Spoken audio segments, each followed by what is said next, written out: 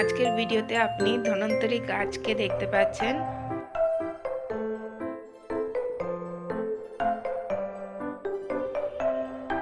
আপনি যেই গাছটা দেখতে পাচ্ছেন সেটি হলো ধন্বন্তরী গাছ। ধন্বন্তরী গাছের পাতা বেটেও তার রস খেতে পারেন, কিংবা এই গাছের পাতা আপনি চা করেও খেতে পারেন। এই গাছের পাতার রস কিংবা তার চা করে খেলে পেটের পক্ষে অত্যন্ত উপকারিত।